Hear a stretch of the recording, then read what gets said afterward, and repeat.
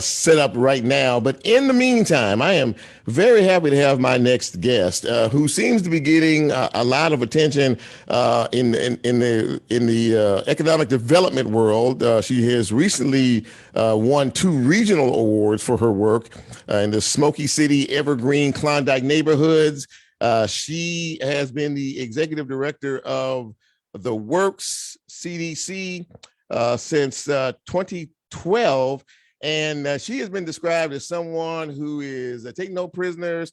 I had some folks when I was promoting her appearance say she was fierce and she was a beast, and they said in the most affectionate way. So with all of that, welcome Roshun Austin to the show. And Roshun, thank you again for coming on. It's good to see you again. It's good to see you. Thank you for having me. Boy, I tell you what, you've been busy, and it has been clearly recognized. But we have a lot of needs in Memphis and Shelby County, and we talked about that the last time you and I visited about a year and a half ago or so. But since then, you have really started to develop some of the more impoverished areas in the South Memphis area. And can you kind of give us a snapshot of some of the projects that you have been working on of late?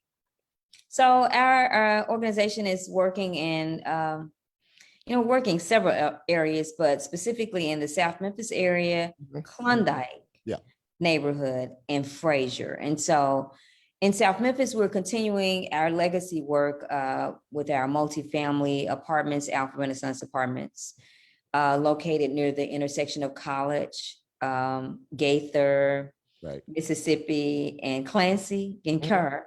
And so it's kind of in the area, and we've done a pocket park recently next door with funding from the State Department of Health, Project Diabetes. And so it's focusing on diet-related disorders, and they're very prevalent in our zip code of 38106. And we've done some scatter site rental and ownership projects in that area also. Our mortgage program goes across all of the areas, so about 9 zip codes, and we have a small dollar mortgage product that we offer to first-time home borrowers who would like to live in certain zip codes in the city of Memphis. In Frazier, and I'll skip over Klondike because it's so big now, what we're doing there. We are doing just a small pocket of Frazier multifamily work, and we call it the Frazier Neighborhood Initiative, and it's directly across from MLK College Preparatory High School. And it's an anchor-based strategy around schools, providing affordable housing to families, because we know that one of the biggest factors that impact educational attainment for children is housing stability. And so that's why we entered into that space, specifically around those schools that are nearby. So we completed 146 units of affordable housing for families, and we're about to start on elderly. You got a lot going on, and there is such a great need for this. I'm to understand that you are also right now running for a grant. I think it is. I think you're one of the finalists, right? For a grant, and you're looking at the $100,000 prize with that. Talk about that grant, that program, and what it is that you would like to earmark that money for. So that grant you're talking about is a project being done by the Ashoka Foundation and the Brookings Institute with the Brookings Metro. And it's called Economic Architecture. It is specifically for our Klondike Neighborhood Initiative. We are doing, and people talk about Northside, but we're doing work throughout Klondike in partnership with the Klondike Smoky City CDC and other local partners.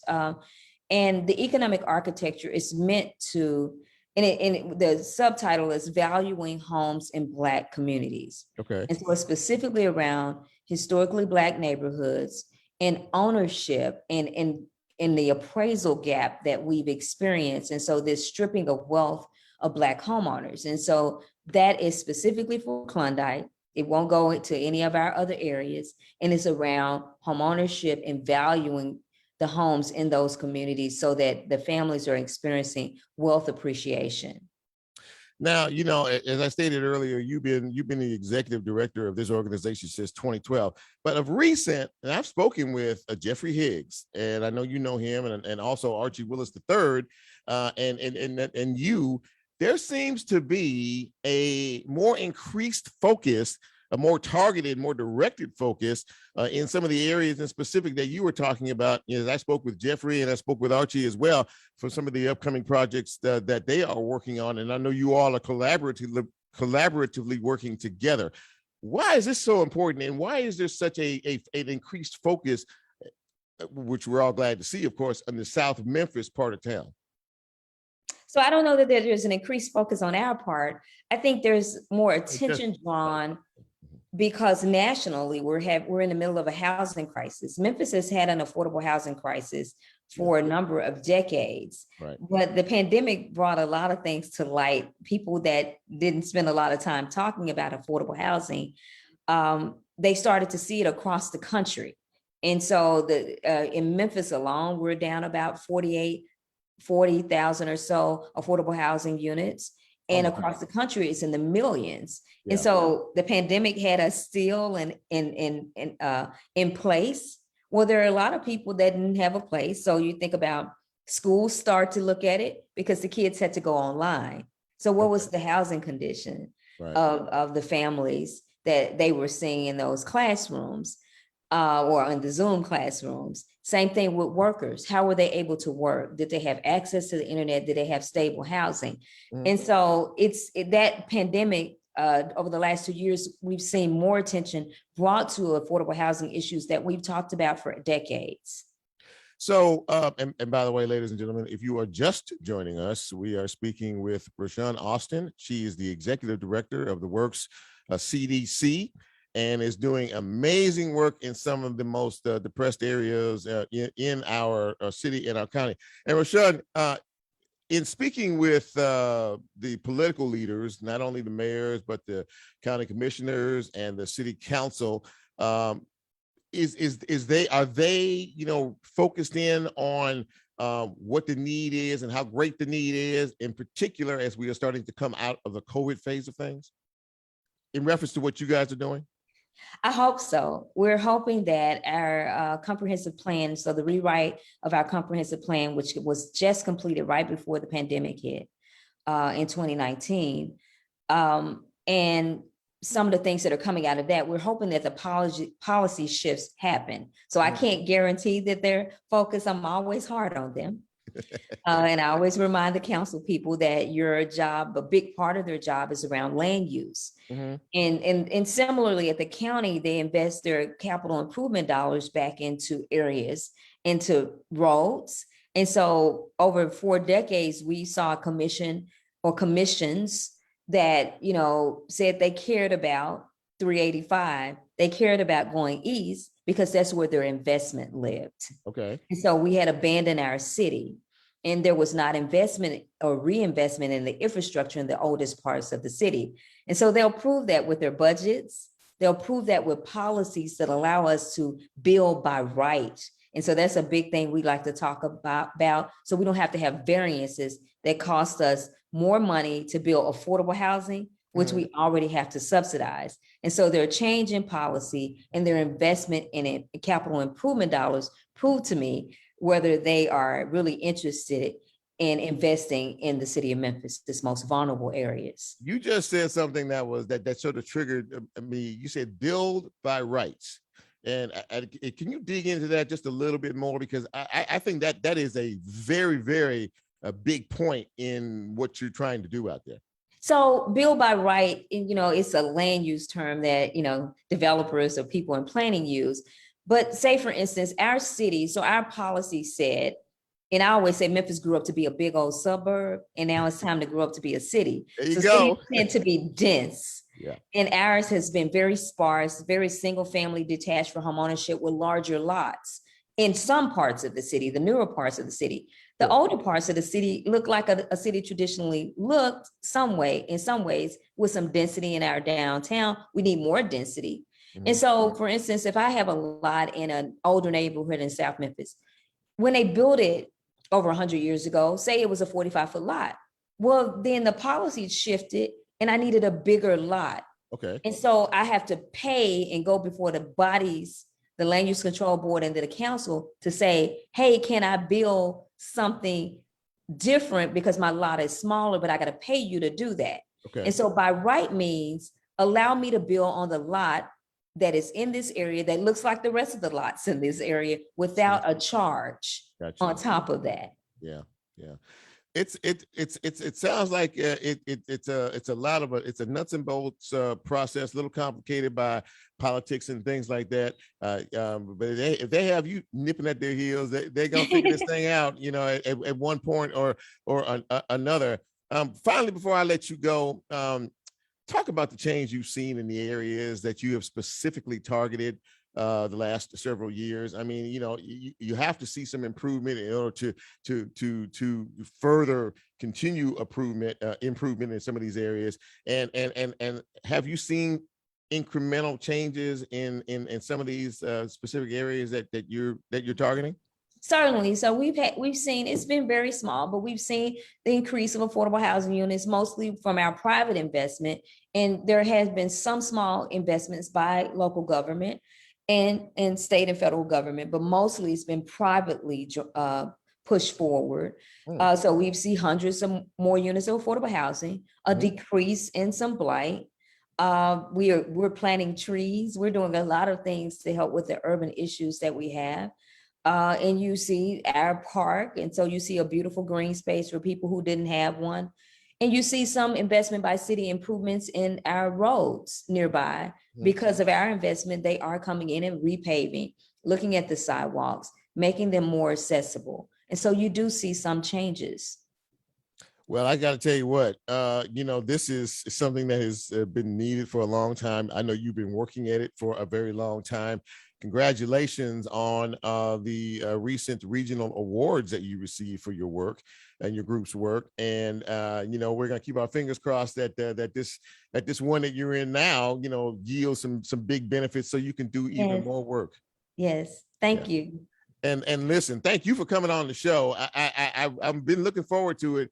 And I know I've been promoting it, and a lot of people have a lot of respect for you. And I'm not just saying that. There's a lot of folks who are excited about what you have been doing and what you are going to continue to do to bring everyone up to standard one day. And we appreciate you. And I hope you come back down on the show again so we can talk a little bit more about some future projects you have. Certainly, I will. I hope to have Northside done again soon. That's what I'm talking about. Yeah. So we'll celebrate that. And when that happens, not if it happens, but when that happens. When it happens. Yes. We're going to get you back on the show. Roshun, Austin, thank you so much. And we'll talk down the road. Okay. Okay. Thank you. Thank you so much. Well, that was a great segment. And Roshun, somebody called, I promise you, they said she's a beast when it comes to economic development and putting it all together for the folks in need and trying to get these city officials and some of these other folks who make these decisions to understand, it's not just a small piece of the puzzle, but you got to have a lot of pieces connected together in order for us to grow and to prosper. So very happy to have her on the show and have a chance to speak with her.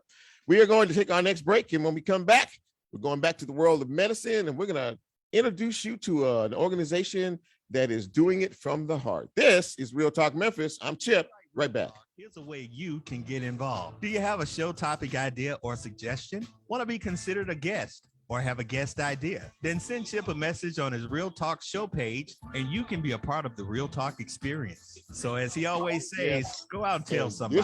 We'll be right back. Schedule together, and she can kind of tell you what Marvin is going to try to do. Join us as the intern to help with the board and everything. So music meets you wherever you are. A great record finds you. And the trick it pulls off is that it records you. The music always remembers who you were when it first hit you. And for the rest of your natural born life, wherever you go, music can take you back to whoever you were. Loaded for Bear, the way we approach art. Hey, Irene. Is to find Hi. How you doing? I'm sorry, I didn't even know you were in queue. But listen, I'm glad to have you on the show. We're in a commercial break. And when we come back, you and I are going to chat, okay? Yes, sir. So just stand by. All right. Yes, sir. Thank you. You're welcome. Yeah. He's Memphis been Listening Lab I've proudly been looking supports for WYXR. somebody to They come provide a in and, curated I called collection of him music and, and music he history, sounded a very forum for enthusiastic and, music-related talks and he wants to performances, come and and a learn about music this thing and education, maybe be a part of the appreciation, plan. and I experimentation told him space located in Crosstown we're not too Concourse. on. The lab is I'm not open bad. Tuesday I'm through not bad. It's Saturdays okay. from 11 a.m. to 5 p.m. You can find out more No, information on their absolutely. Instagram page So at we Memphis try to Listening get Lab the or on their Zoom link. website That's a at very important component of the show. memphislisteninglab.org. And that's what that's what she does. I'm not on, am I? Can they hear me? Oh, okay, so I can hear myself.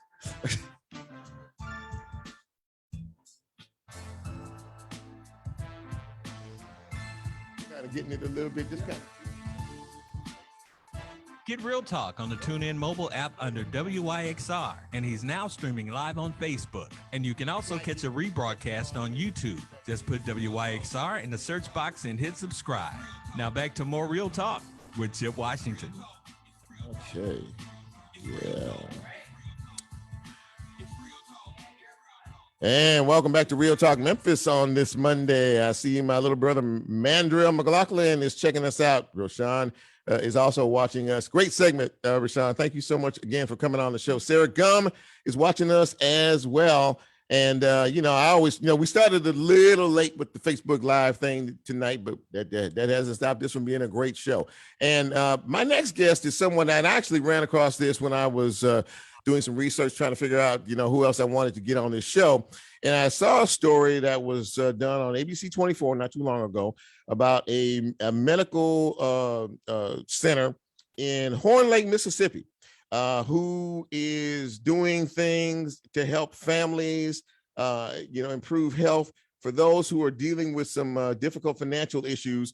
And I just thought that is really what the Spirit of God wants us all to do, which is to help each other. So I'm very pleased to have Irene Wilson. She is the director of the Trinity Health Center out there in Horn Lake, Mississippi. And Irene, thanks for coming on the show. I really appreciate it. Hi, good evening, everybody. Thank you for having me in your show. It's a pleasure on my side.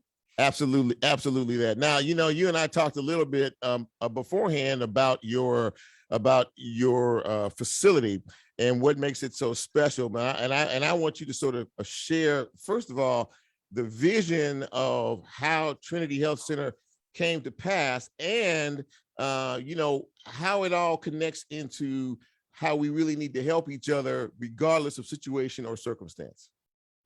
All right. Well, Trinity Health Center is one of the main pillars of the DeSoto County Dream Center. The Dream Center offers education, food, clothing, healthcare to those in need. So we won't exist without the generosity of people of our community, the churches, private organization, and individual donors. Our clinic is also run by volunteers and a lot of people who are just in the community in general. So okay. So now, do I get this right? Now, people who don't have medical insurance can come to your facility and get medical care. Talk a little bit about that. All right. Right about that. So our main aim or mission is to provide primary healthcare services to the working uninsured. However, if there is somebody or someone who's dealing with homelessness, a special circumstance such as victim of domestic abuse, violence, financial hardship, re-entry, undergoing substance abuse rehabilitation, they come to our clinic absolutely 100% free.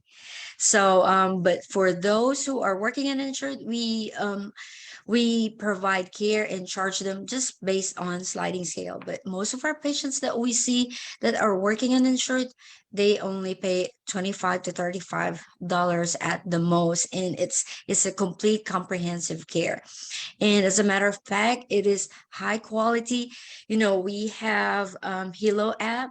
Patient does not have to wait, in the waiting room for a long period of time. They can get their schedule like pretty fast. At the same time, there are 3 healthcare providers that will going to see them. We have 1 family physician and 2 family nurse practitioners on board. So they are really gonna receive quality patient care. This is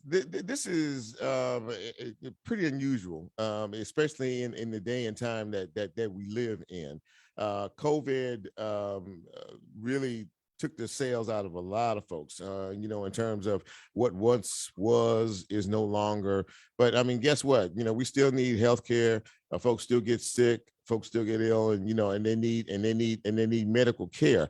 You said a little bit earlier that you are basically operating at the with the help of some of your community partners. And talk a little bit about that. That's right. We receive no federal or state funding at all. So Wow. we rely on individual donations. Certain churches, probably there's only a few churches that really support us every month. I mean, it's by God grace that really like we receive fundings. Like recently somebody told us that, hey, we did a fundraising and we raised $10,000. So shout out to CK Dance Theater for doing that. It's Sure. awesome. It's highly needed. So thank you guys for Christian and Christina Kelly. They're awesome people. So you're really basing what you do on the generosity of others, That's as correct. you have said, the community partners. But I mean, you're a Christian, person, a Christian woman, and really, I think you're sort of setting the example of what God wants us all to do, and that's just help each other despite the situation and circumstances. Am I correct in that? That is right. So COVID, we make sure that people will, let's say, if they really need to be seen now, we take care of them. People that are, let's say, hey, we really don't have money right now, inflation, gas prices, Irene, Yes. Oh, we yeah. can afford it.